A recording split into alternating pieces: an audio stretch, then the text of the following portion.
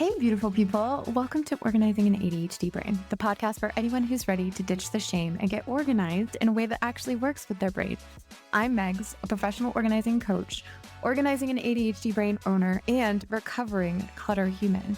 While I work primarily with women, this space is for anyone who wants practical tools, mindset shifts, and a new way to look at time, stuff, and self-worth. If you've ever felt overwhelmed, scattered, or stuck in a cycle of starting and stopping, you're not alone. And you're in the right place. Let's build a life that feels calm, doable, and aligned, one mindful move at a time.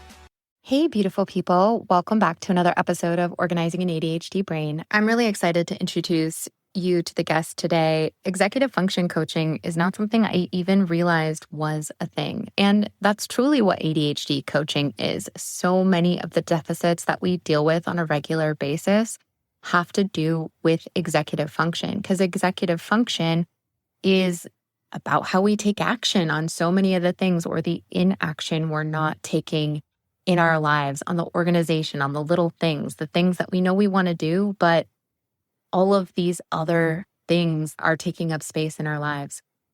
As I've been reflecting this week, it's been interesting because we're going through this transitionary period in our lives.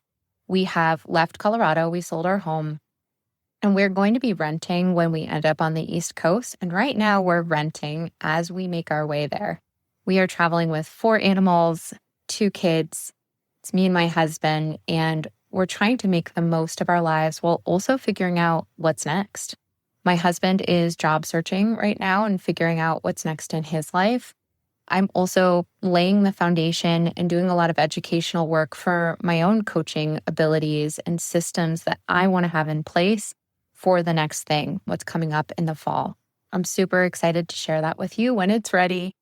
But as I'm taking my own advice, I'm really sitting with the peace and starting to notice so many of the things around me. And I'm going to be honest, at some points, I really wanted to stop talking about organizing so that I can become a full-on expert in the bugs that I am seeing on a regular basis, like millipedes and spiders and oh my gosh. And I don't want them around me, but they're fascinating to look at, just fascinating. And we've done a lot of Google searching on the habits of bugs, and I didn't really realize that we would find so many snails. We are in the woods, we're in a forest right now, and we have found snails everywhere. We've also seen 10 bears so far, possibly the same bears, but multiple times on this trip. The last time I remember seeing a bear was when I was growing up, probably about 20 years ago, and now we've seen them so often. I will tell you so much more about our journey and the exploration we've done more when I launch season 3 this fall, but for now, let's go ahead and jump into this episode. I'm so excited to introduce you to my new friend, Kate. We met through another guest, Melissa Snow. She is the surrogate mom to my cat, Teddy, who you guys have listened to and all know. But she is this incredible networking queen and connected myself and Kate. And Kate is a executive functioning coach, which you might be thinking, holy crap, I didn't even know that this was a thing. And it freaking is. And it's so amazing. I'm so excited to interview her today and tell you all about what she does. Kate, tell us a little bit about your journey into becoming an executive functioning coach. Sure. Thank you so much for having me. And I love your infectious enthusiasm. So I'm Kate Sage. I'm the owner of Sage ES Coaching, and I've been doing this for just over 2 years now. But my background is in education. I have 2 education degrees. I'm a licensed teacher.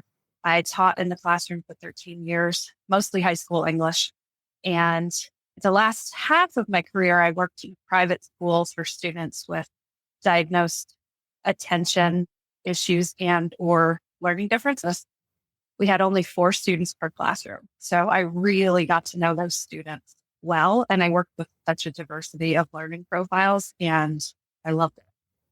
A couple years ago, I was going through a lot of change in my life, separation, eventually a divorce, moving out, thinking I was going to move states. And I was thinking about what else I could do with my background. I ended up completing an ADHD coach training program.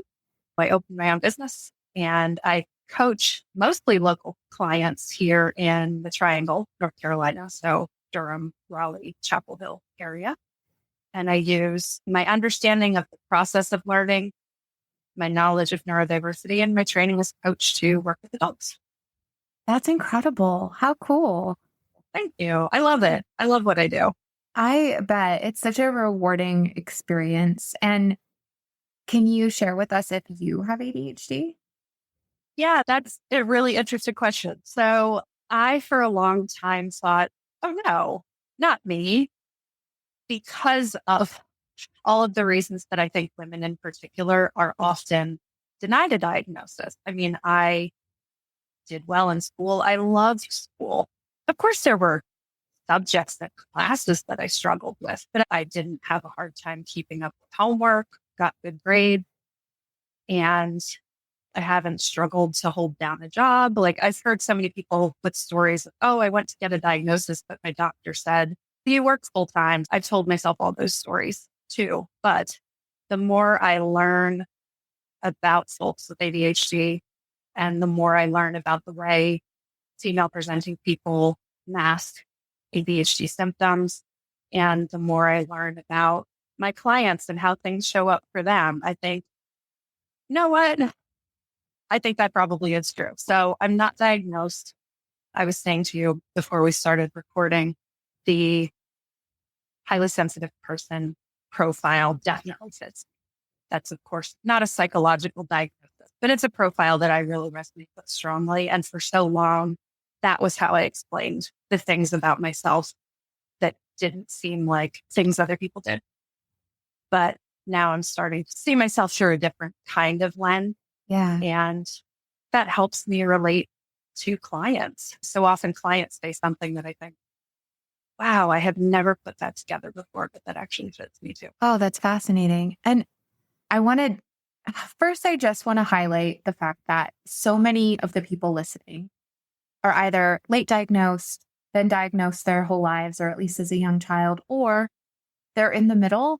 They either don't know how to seek a diagnosis, or they're like getting close to it, but it's too expensive, all those other things, or just exploring what it means to have ADHD. And I just want to highlight that it's okay to be wherever you need to be in this journey, especially with social media right now. I've seen videos coming up about this is what real ADHD is. And if you don't have this, then you don't have real ADHD. And I was like, oh my gosh, I all of us know. are trying to figure this shit out. And we don't need Right. someone else coming in here and telling us what we should and shouldn't think about ourselves, because Right. at the end of the day, it's so individualistic. It is. It is. Yes. And you're exactly right that people pursue or avoid getting diagnoses for very individual, unique reasons. It's a long process. It's an expensive process. In some cases, having the diagnosis can make people feel a little more limited. But yeah, it's a framework through which you can understand yourself. But it doesn't explain everything about the layered and beautiful human being that you are. I don't think the goal for anybody should be to explain everything about themselves through any kind of diagnosis or label, because so much of what we do and the way we think that goes through the world is just who we are. And Yeah. it's helpful. It can be helpful, again, to have like frameworks, archetypes, templates, but it can't explain everything about who you are. And no one person can explain the holistic view of somebody else. So yeah, people Yeah. having the audacity to say, oh, you don't do fill in the blank, you can't have ADHD, especially when it's medical and mental health professionals who are denying people their lived experience. That can be really harmful. And I see that in clients too. Absolutely. And that's so frustrating. And so if you're listening to this and you're struggling with that, just want you to know that you're accepted here no matter where you are on this journey.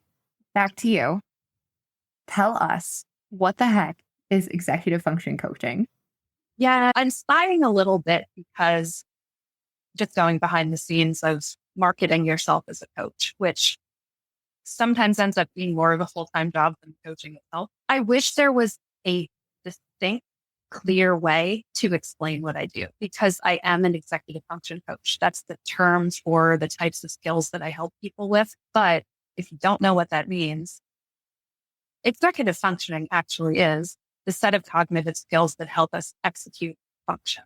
So it's the skills that help us get things done in everyday life. We tend to talk about it in academic and work contexts, but it's so much more than that.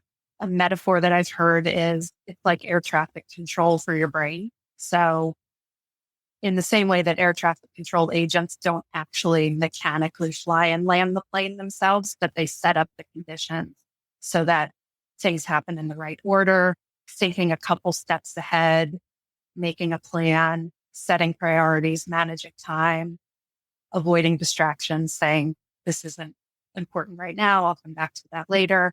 It's all of those skills that help us set up the condition so that we can get things done in everyday life. Wow. So why do people with ADHD struggle with executive function? It's a really good question. And I also think it's important for people to know you don't either diagnosed or suspected to struggle with executive functioning.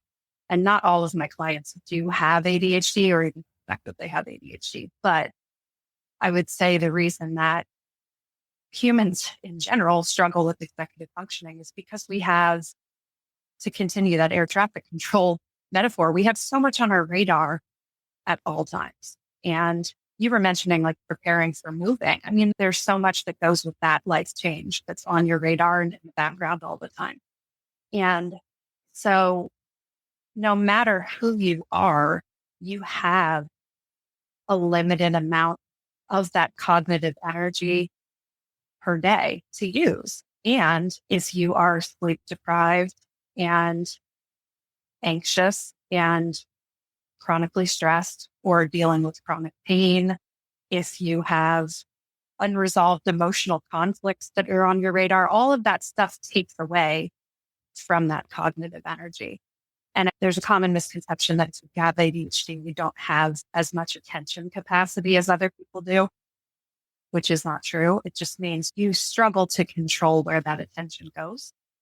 So for folks with ADHD, if they're already naturally struggling to attend to things, to hold things in their working memory, a lot of it is decision fatigue too. Trying to prioritize takes a lot of decision-making energy.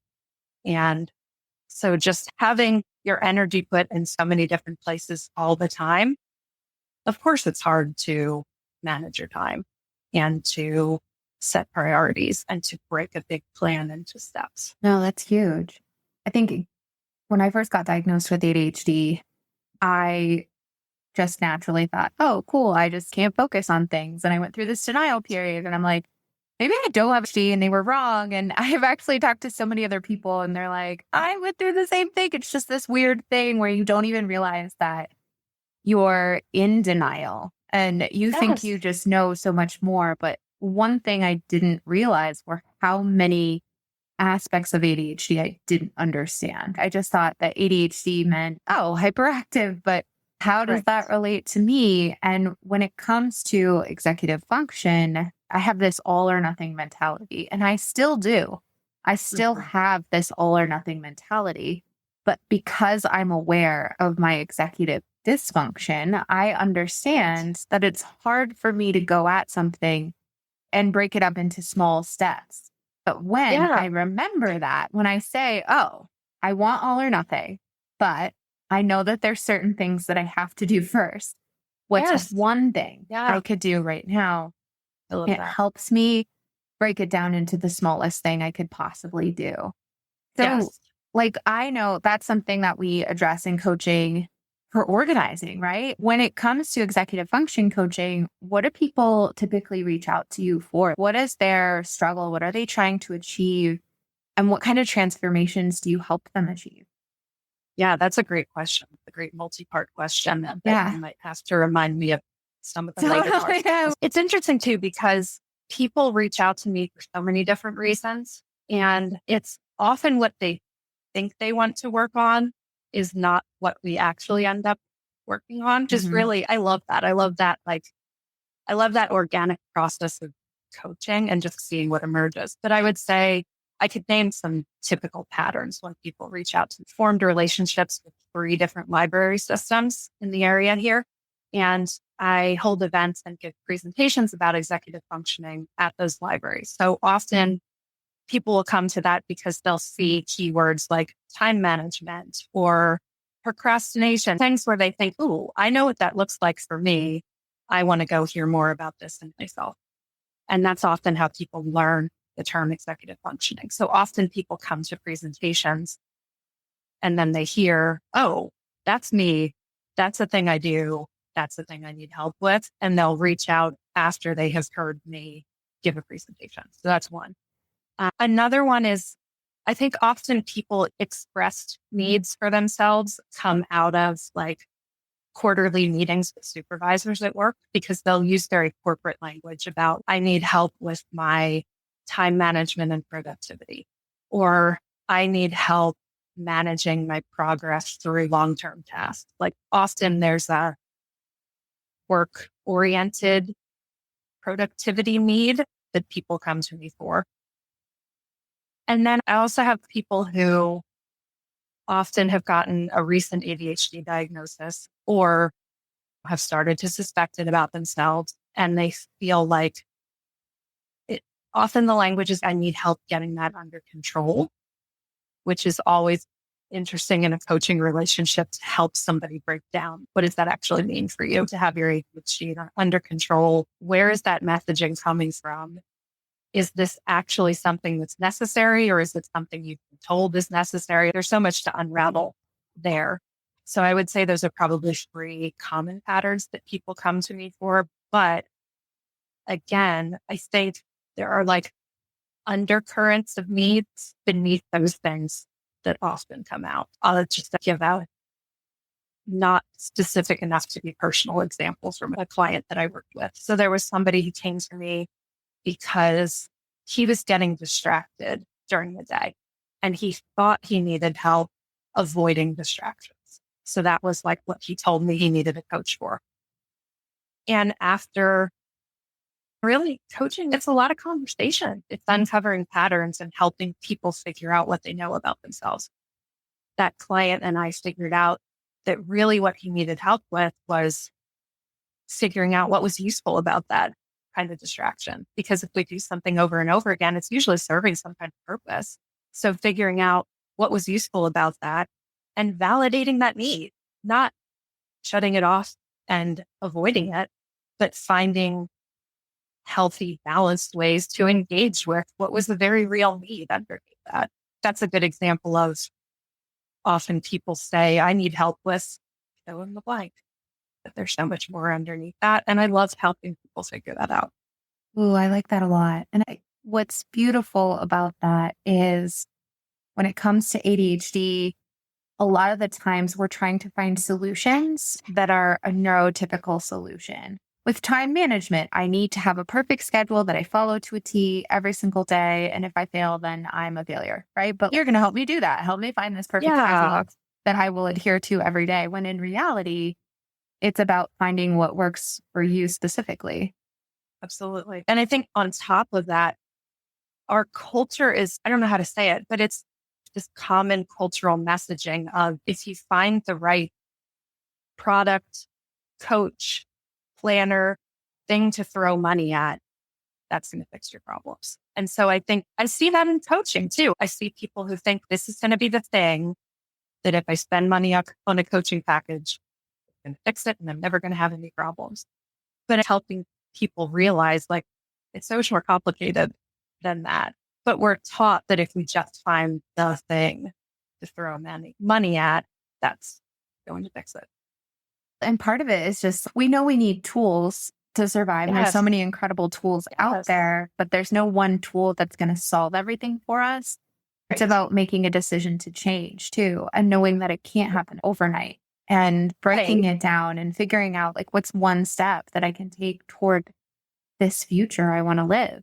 Yes, I love that. And I think too, when we're using tools, it's an interactive relationship because it's not just about the tool, it's about the person who's using it. And we have to understand both how the tool works But what do we know about ourselves that makes that tool the right fit for us? Just applying a tool without understanding our own needs. It might work for a couple of days and it might be interesting, but it's not really going to be sustainable if you don't understand your relationship with the tool and like the bigger. Yeah. What is really interesting. So I have a community. I think you have a community too, don't you? Yes. I definitely want to talk about that Yeah. because my goal for this podcast isn't for you to just fall in love with me and work with only me. It's really just, if you're listening to this, I want you to find the right person for you. If I'm your person, incredible. But if Kate's your person, also incredible, because I can't serve the world. Kate can't serve the world. It's about listening and figuring out who speaks to you so that you can now take the next steps towards figuring out your ADHD. So, case in point, in my community, this month we are talking about the tools that we've used and then have gone to the tool graveyard, right? Like it's the planner that we started using and then it like goes and lives in the corner. That was in the month of June. So as I'm going through all of my stuff in my home, I found my Fitbit and I was like, why did I stop using this? So I put it on my right hand and I was like, oh my gosh, I hate the way that it feels. That's why I stopped using it. So then my husband was like, put it on your left hand. Maybe that'll be better for you. And I was like, sure, I guess I'll try that. But I put it on my left hand and I was like, still hate it, hate this feeling. But I wanted to try it because I liked like the aspect of it, just this tracking thing where I didn't have to bring my phone everywhere. I had something. So then I watched a video real quick because it was doing some sort of scan on my body. And I'm like, this is cool. I watched the video. Yeah. It showed me where to put it on my wrist and it wasn't where I had it. So I had been wearing it on the wrong space on my wrist the whole time. So after watching this video, a cute little how-to video that took me 30 seconds, I've now figured out how to use my Fitbit in a way that works for me. Knowing that I've had a Fitbit, I probably would have never gone out and bought one again. But I found it. I decided to try to use it. And then I watched a video to show me how. And that made all the difference in the world. And so for me, like a lot of the times when it comes to tools, it's that dopamine hit. I get this dopamine hit right away. I'm so excited about it. Yes. And when I go back to it or when I try, or like sometimes I'll just forget about it. And that's okay too. But if you do have a tool that you've left and you want to come back to it, you can. That's available to you. So anyways, I had to highlight that. I was like, holy crap, this whole time I've been just wearing it wrong. Yes. Can I say something about that? Yes, please do. Yeah. So something that my coaching brain is attending to is it sounds like the way you had been wearing it before, but it sounds like there may have been a sensory issue underneath that. I see this with clients too. Like there's often a sensory and or processing need underneath a tool not working for you. Like an example that comes to mind is people who put reminders on their digital calendar and they get the pop-ups. But if you're not a strong visual processor, all of those alerts just fade into the background like noise. So you're following advice that works for a lot of people. And that is something that I think calendar reminders can work for both neurotypical and neurodivergent people. But it might not work with your individual processing and sensory profile. So that's an example where if you keep forcing yourself to keep up with in exactly that way because you tell yourself it should work because it works for quote unquote everybody else. But if there's a very real reason why that doesn't work for you, you're not honoring yourself and it's not going to stick. And working with a coach allows them to say what's not working and why. What's the barrier there? Help me understand the barrier because there's something that's making you not want to go back to that. I love that. Yeah. I love the coaching question of what has almost worked for you in the past. It tells you so much as a coach. Oh my gosh, that's such a good question. Yes, feel free to steal and share. That's a great one. God. I don't even remember where I heard that. I think probably on a podcast. And I think also having people name what doesn't work for you is really useful. But what almost worked for you. I think that's really cool. It's so interesting too, because a lot of people come to me, they've read all the books, they've listened to all the podcasts. They almost know more about organizing than I do. Yeah. I'm like, they subscribe to all the YouTube channels. Yeah. And I'm like, whoa, you guys are fans of this organizing stuff. But so far, they haven't been able to get anything to stick. And that's when you need a coach to drive the action. There's something missing between the knowledge point and the action piece. That's where a lot of us get hung up too, is we've done all the research and we know what to do. We're so incredibly intelligent and we've not only gained the knowledge, but now we've created all of these new neural pathways to create all of these other beautiful and brilliant ways to accomplish something. But now we don't know where to start. I wanted to ask you, you had talked about being a highly sensitive person earlier. Can you tell us a little bit more about what that actually looks like? Because I've heard a lot of therapists talk about it. And like, you tell me I'm highly sensitive. Yeah. Yeah. So what does it mean to be a highly sensitive person? Oh, that's a good question. And I will admit, this is not something I have read up on recently. Do you want to Google it? Okay, we can do it. We do that. I'm going to talk a little bit too and say, I do think I feel a weird pressure to cite my sources. As I talk about things, it's a balance between, I want to give credit to the people who have come up with the ideas, but I think there's also this weird fear of, I don't want people to think that I think I came up with this idea because I know I didn't. I think that's a really interesting point that you bring up, because when I first entered the organizing world, I thought I had to come up with my own method, my own way of doing things, and everything had to be unique. This is where my political science degree comes into play, is that all of these ancient philosophers literally learned from one another. Plato, to Socrates, to Aristotle. It's a legacy. They learned from one another. And as they learned, their brains created this new way of thinking and this evolved way of thinking to this point that, yes, now we are inundated with so much information. And yes, there are some unique and beautiful ideas out there, but we're living in this day and age where there's actually not a ton of unique ideas anymore. We're all getting ideas from one another. And it's more just about supporting one another. And like, just by you and I having a conversation, Kate, I already have new coaching questions to ask. And like, we're literally learning from one another. Yes, cite the sources, cite the information, the studies, the deliciousness. And there's so much to be said from gaining this information from reliable sources and moving on and sharing it and letting that be what we gain from it. But I feel you on that so much. Yeah, thank you for that. So a highly sensitive person, I just Googled this. This is literally the AI overview on Google. So a highly sensitive person is someone with a heightened sensitivity to physical, emotional, and social stimuli. This trait, also known as sensory processing sensitivity, affects about 15 to 20% of the population. HSPs experience the world more deeply, leading to both challenges and strengths. Key characteristics are heightened sensory awareness, easily overwhelmed by loud noises, bright lights, strong smells, and crowded places, deep emotional processing, empathy and intuition, intricate inner life. So they tend to be thoughtful, reflective, have a rich inner world, creativity and appreciation for beauty. They have a deep appreciation for art, music, and other forms of beauty. My husband took me to a show last week. We went to see Anne Juliet in Denver. And it was so good. And I'm sitting there imagining myself up on stage, singing and dancing, and I'm a part of it all. And like that's me to a T. Thanks for that overview. That kind of helped jog my memory, as when you know something about yourself so deeply, you almost forget how to define it to other people. Because you're so up here and then you have to verbalize it. Oh my God. Yeah. Most of us have only one brain our whole lives, and you don't know what it's like in somebody else's brain. For me, it shows up in a couple different ways. I do think I've realized that something that is just true at the core of my being is a deep emotional connection to music. And we'll see if I can talk about this without getting choked up, but it's okay if I do.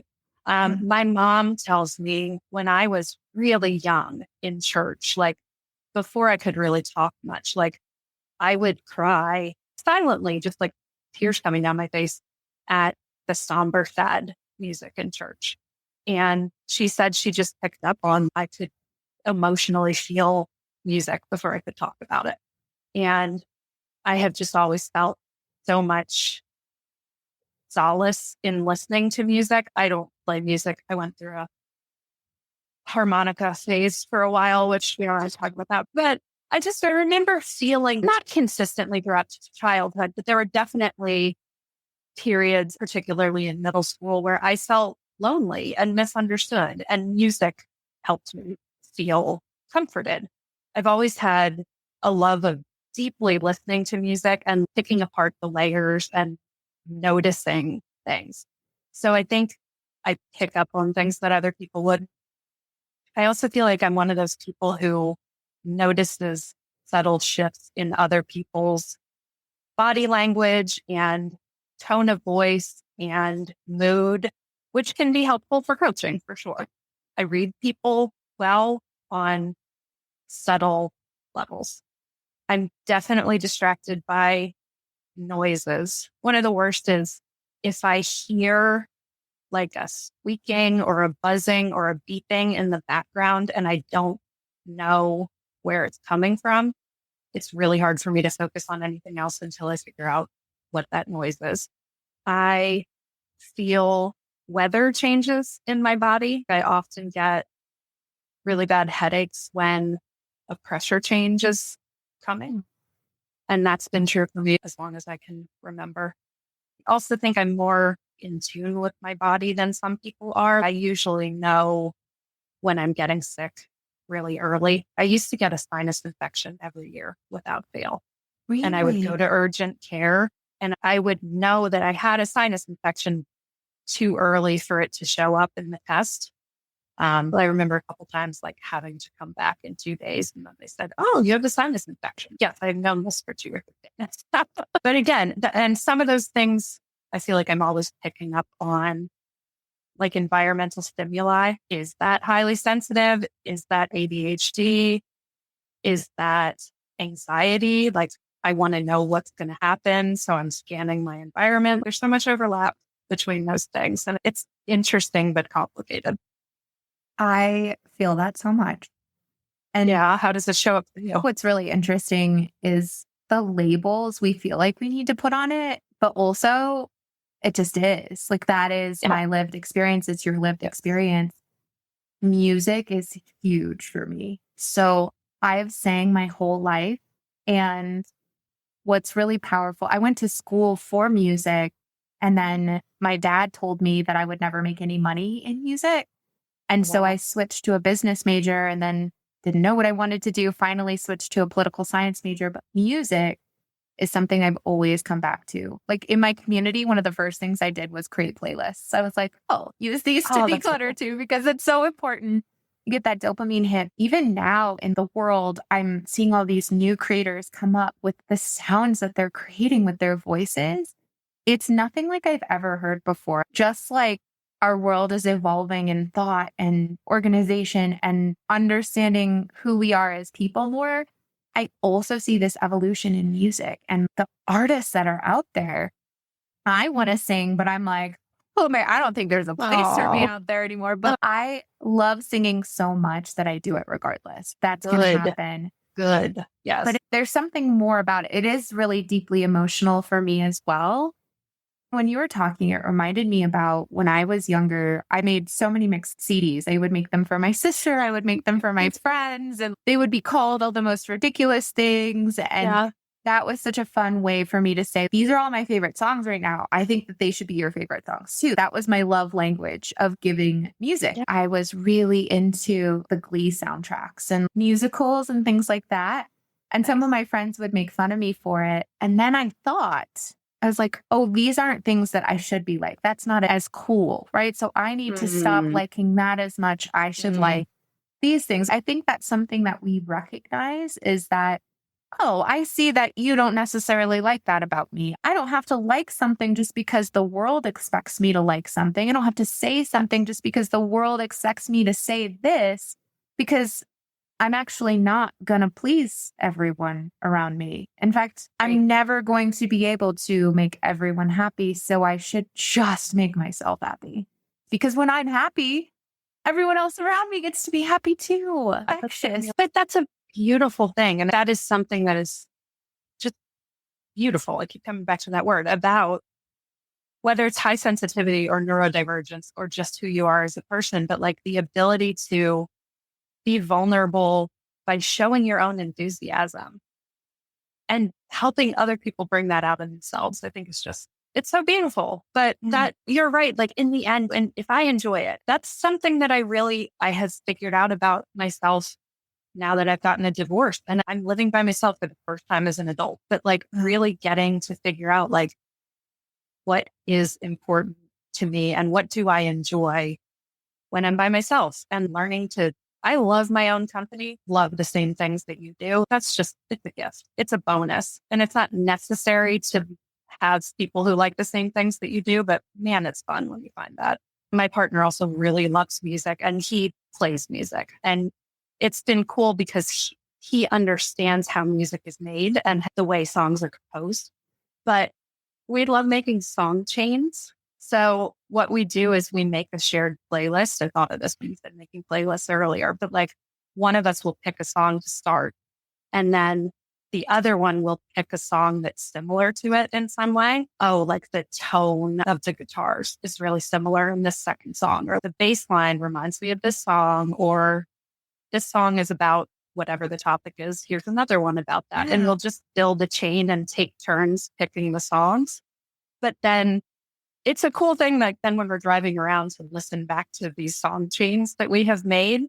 And it's so much fun. It's such a cool way to engage with music and I love it. That's my new favorite thing. Right. That's so cool. When it comes to coaching and what we do, I know that when I'm working with someone, they're so buried in stuff and executive dysfunction, impulsivity, that it's hard to truly embrace how ADHD could be a positive thing and how it can be something that you can thrive with, right? Which is why that whole superpower, non-superpower, our whole argument exists. With coaching, what I've noticed is that by letting go and uncovering how to work with your brain, you get to discover some of these incredible things that either you did have previously or new things. Now I don't have as much stuff in my home. My future is so much more clear because I'm not holding on to my past. Oh, it's been really cool to see that in so many of my clients. And so as you see people discovering how they can get a hold of their future, what have you noticed for them? Yeah, that's a great question. I was thinking too about all or nothing thinking patterns, which show up so often for people with ADHD, and about how it's natural to have shifting interests throughout your lifetime. Yeah. But sometimes people who are in those all or nothing thinking patterns forget that. So they think either this is a lifelong hobby, or if I take a break from it, I'm never going to do it again. And of course, that's not true. What do you see when people start to get a hold of how to work with their own brain? What kind of transformations do you see? And how do you see that opening up their own possibilities of how they can live their life to the fullest, listening to more music or like discovering a new hobby, things like that? I would definitely consider myself a strength-based coach. So helping people build on their strengths. And when people hear that, oh, capitalize on your strengths, build on your strengths, it can sometimes be received in like a participation trophy kind of way of that's just something that a coach does to make me feel better about myself. But it's not. You're right that ADHD does present individual strengths for people. So one example is that people who have ADHD are often good at recognizing patterns. If people don't already know that about themselves, helping them realize that and then seeing how they can use that as a way to continue learning about themselves. So like they know that they hate the paperwork that they have to do at work, but getting them to pick that apart and figure out like, what does that particular dreaded task, what pattern exists there that shows up in other places in your life? And then getting a new lens to understand things like it's not about the paperwork. It's that I have to do it in isolation or somebody else dictates the timeline. I have to get that done. Whatever it is, like helping people use their strengths to figure out what is true about them, then gives them a pathway to move forward. And just that question of like, when people struggle, helping them not ask themselves, what is wrong with me or why can't I do this? But what do I know about myself that is making this hard right now? That is such an empowering way to think of your life, to be able to think of what is true about me, not what is wrong with me, but what is true about me that makes this hard. Figuring that out for themselves can be just really empowering. Yeah. And also to that point, what is true about me based on what I have believed about myself for so long? But how can I change that belief to create a new truth? Yeah. What does that look like? What kind of action steps can I take in that direction? Like one of my first coaching clients ever told me, I can't be organized. So why would I even try? And it's because she thought that once she got organized, she wasn't going to be able to sustain it.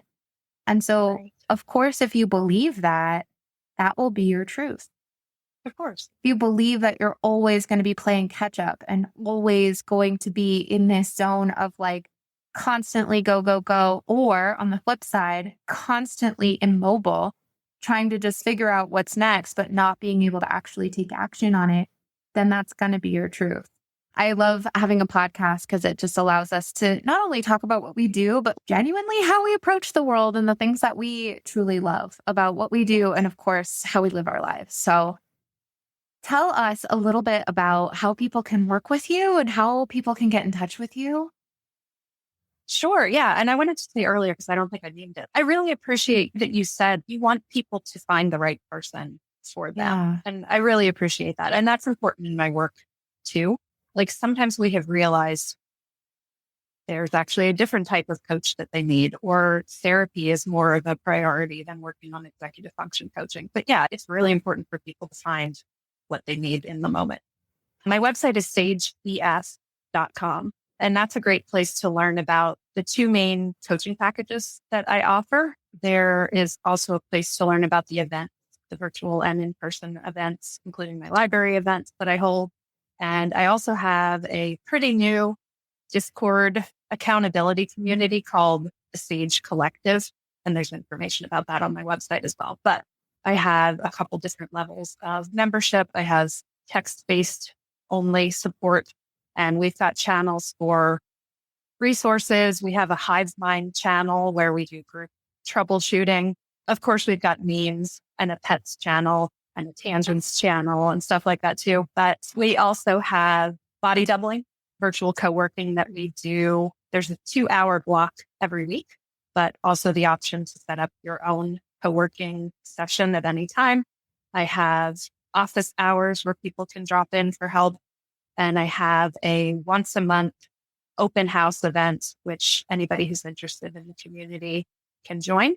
And I call that my monthly plan and prep event, where we look ahead to the next month and talk about things that might be on our calendars, how to plan for them, whose birthdays we need to buy cards for, if you've got vacation planning in time to get ready for that, anything like that. Really just group brainstorming, planning to get ready for the month ahead. It's still pretty new, but I'm really proud of it. I've been getting great feedback about it. It's so cool. Oh my gosh, I love so many of those ideas. Yeah, that's so awesome. Yeah. Kate, thank you so much for joining me on the podcast. I'm so excited to share you with my audience, and I hope you have a great day. Thank you so much. I really enjoyed re-listening to that episode. There were so many nuggets of really great information, and I learned so much from Kate just speaking with her. Kate and I were talking at one point, learning how to work with your brain. And when it comes to the perfect schedule I had talked about, this is the schedule I'm going to work with every single day, and it's going to be perfect. We expect perfection from ourselves because let's be honest, there are some days where we show up and it's absolutely incredible. But part of our neurodivergent brain is that we exist in a different capacity as we show up on a regular basis. We're going to show up some days and we're going to be ready to conquer the world. And we're going to show up some days and we can't understand why we can't do the damn thing that we put on our to-do list to do that day. Sometimes it's just one thing and we're like, oh my gosh, why can't I possibly execute this? Understanding that about ourselves allows us to figure out the type of schedule that works for us, the type of tool that works for us. Because what's also interesting about this is that just because you know something works for one ADHD brain doesn't mean that it's going to work for yours. That's why when it comes to coaching, it's not a one size fits all. It's not about knowing the exact process. It's about understanding the person that you're working with so that you can help them find the solutions that are going to work for them. So often people come to me and they're like, well, what do you do? How do you do this? And how do you do that? And I'll provide suggestions, absolutely. But when I write my self-help book, it's going to be about asking yourself the question, how could this work for me? Or based on the way that I learn things, how might this not work for me? Could I still give it a try, knowing what I know and understanding who I am so that I can make the next best decision for myself? I find this really interesting, and I didn't truly get into the weeds with this, but I wanted to get into a little bit of the weeds as I summarized this because it is really important when you're trying to understand what works for you, because it might work that you wake up super early, and it might work that you sleep until 9 a.m. It just depends on who you are and what your needs are, and you get to decide what works for you and let that be your success. I also loved when Kate pointed out that I had a sensory issue with my Fitbit. I did have a sensory issue, and honestly, I stopped using it altogether. Actually, in one of my webinars that I looked at it and I was like, and honestly, I don't even like it. I tried it again. I don't like it. I've examined it. I've asked the questions. It's just not something that's going to work for me, but I gave it a really good try. There's aspects of it that I do really like, but sensory things, especially on my wrists, I've noticed are very important. I can't wear things on my wrists. That's not the case for everyone. I now know that about myself, and it could be that I find something that works a little bit differently. That's okay too. What's interesting about organizing and coaching and ADHD is that the more I learn, the more I realize how much there is to learn, how much information is out there to help people and guide them and to support them in what works for them. Coming back to what I had said earlier about some of my clients that come to me and know everything there is to know about organizing, but nothing works for them. A lot of the times we do all this research and we're like, oh my gosh, I don't know where to start. I don't know how to do this. I don't know which method I'm going to start with. And therefore, I don't know what I'm going to try first. It's almost better that you go into it with a blank slate because knowing too much can prevent you from taking those next steps. But once you start to understand what could work for you, what could make sense. And then you get to ask those questions of what I like what Kate was saying, what's something that's almost worked for you in the past, and identifying the barrier to making that become something that could work so much more. Also, wasn't Kate's idea of the song chain the coolest idea in the entire world? I am going to go to my Spotify, create a new playlist, and start this with my husband immediately. He loves music. I love music. And it's something that we bonded over when we first met. I hope you all go and check out Kate and just understand that there's options for you out there.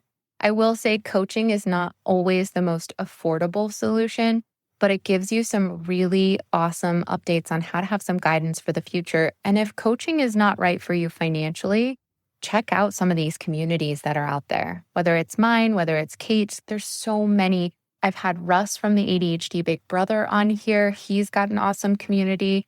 Find other people who have brains that work like yours, because you will find that those people will help lift you up and help you understand yourself, help you celebrate yourself in a way that you never thought possible. And we thrive when we have praise. It's important to recognize the positive. As I've been mentioning, I'm not currently taking on any new coaching clients as I'm focusing on supporting the amazing women and men I'm already working with right now. And while the ADHD organizing community is closed to new members for now, it will reopen in the fall. If you would like to be the first to know when spots open, you can join the waitlist for coaching or the community at organizinganadhdbrain.com/community. I'll be keeping you up to date with anything and everything that's going to be coming up this fall.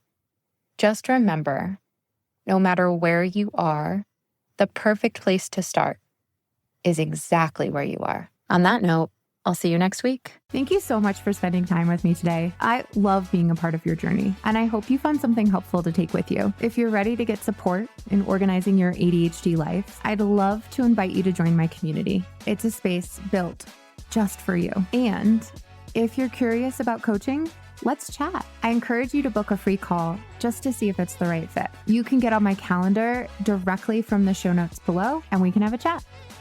A quick reminder, I am not a doctor or a medical professional. Everything I share is based on my own experience as well as my coaching expertise. So please consult your doctor for any medical or ADHD related concerns. Until next time, keep going.